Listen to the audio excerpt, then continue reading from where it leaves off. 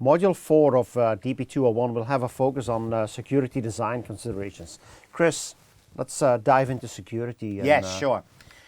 So with the lesson objectives here, basically we're going to look at a defense in depth approach to securing your architecture, how to protect your identities, technologies to protect your Azure infrastructure, how you use encryption to secure your data, protecting your architecture at a network level, and leveraging the security best practices. Okay, let's take a moment on this, because what I see from these lesson objectives, it really goes into things like network protection. It goes into some of the encryption. This is not a DBA focused module. It's around how do you secure Azure. You're not going into roles and database permissions and so on, right? Well, I would say it's not data management. But I would say the first lesson title sums it all up. It's a defense in-depth approach, which means you can't just look at data on its own. You've got to look at it all holistically. So what that means is, yes, you will be part of the defense, the security strategy. You're the expert in the data security, right? But you're definitely going to have to work with your Azure engineers for the network, the identity management, and so forth. When it comes to security, you look at it holistically. That's the theme. But we're not looking at it from a data management perspective on how am I which database role I'm going to be using for this. No, because at this stage we're looking at it from an architecture design perspective, right? Not an implementation perspective. Fair point. So you'll be familiar with this slide already, Dan, there, with the defense in-depth approach. Exactly. So it's just reminding the students of this approach again. And then from this, we'll look at identity management and how important identity is as a security layer, the importance of single sign-on, and what single sign-on is with Azure Active Directory. And I think that was also one of the key things when we brought Azure Databricks, is that single sign-on, Azure Directory integration. Exactly. It just makes the security more streamlined, more efficient. We then move on to infrastructure protection, where we talk about role-based access controls and how we can make use of roles and management groups to ease the security management. And also think about privileged identity management as well, which basically provides a different perspective into managing your security beyond just roles as well. Service principals. Managing them, sometimes you'll need to assign service principals to particular services so that they can be secured. And managed identities, where you create an account within Azure Active Directory, and then the authentication is automatically managed with that managed identity. So, like you quite rightly point out, Dan, you wouldn't necessarily put these into place, but from an architectural perspective, you need to be aware of their existence. Encryption. Go through the difference between encryption at rest, encryption in transit, look at the various ways that encryption can be used on Azure. So you've got the raw native encryption that's there by default. So all your disks in virtual machines have raw encryption. You've got it in disk encryption, Azure storage. The one you'll be comfortable with is probably the database encryption with transparent data encryption. And also the secrets as well, because a lot of the services that you use have keys. So Azure Key Vault is really important for managing those secrets basically in a secure way. From that, we'll look at network security. We look at it from an internet protection. Then your virtual network. I see we got coverage around VNets as well, which might be. We talk about this in the data migration courses as well. We do indeed, where how are you going to be integrating now a virtual machine with a PaaS service like SQL Database, and what's the VNet configuration around that? And again, you wouldn't necessarily implement it, but you need to be aware that it has to be part of your architecture. And understand the core concepts of it. Exactly. And then, of course, you've got network integration. So an example of that might be VPN. So setting up, you may have an architecture where you've got access through the internet, a public area, and you'll need VPN. Do you see any tips here for our MCTs that might not as be familiar with the infrastructure portion? Because what I recall is, like, when you look at that traditional SQL DBA developer audience, a lot of people come from the developer side. They don't necessarily come from the infrastructure side. They don't, but I think it's fair to say that a lot of people who do work with SQL Server understand the different authentication modes, right? Mixed Yeah. mode authentication versus Windows authentication, Yeah. right? So they'll understand the basics, right?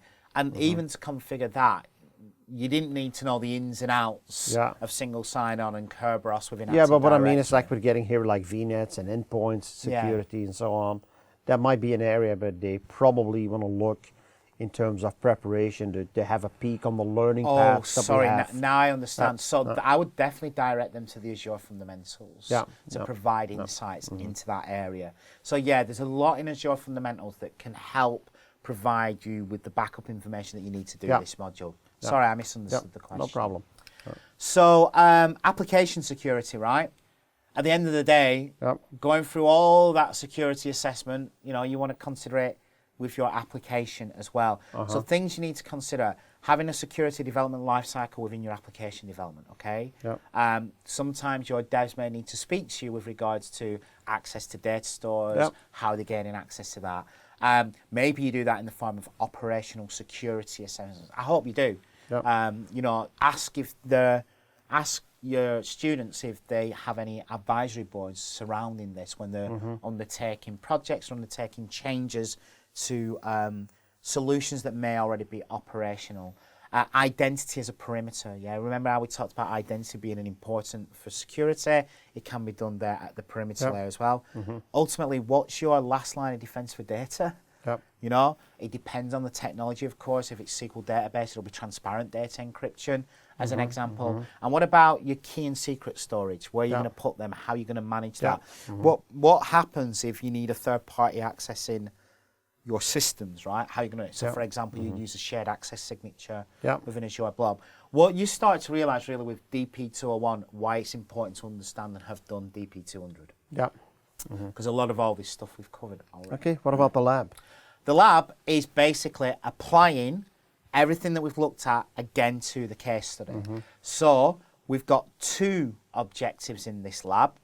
We've decided to go for a defense in-depth security approach. So within the lab, you're going to look at the case study, take a holistic view, and identify the areas that you may need to deal with when it comes to security for the case study. And then secondly, you'll deal with identity management. I really like this course. No, thank you. Thank you. The scenario goes into details, right, with regards to meeting the organizational technical and business requirements within a group. You are basically doing a security assessment, which is why we're only doing defense in depth. And that's what you should be doing, right?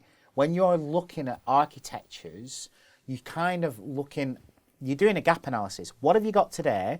Is there anything that you're missing today, even now? You don't have to wait to migrate to the cloud. You can address it now. But what are the opportunities to tighten that up as you do that migration?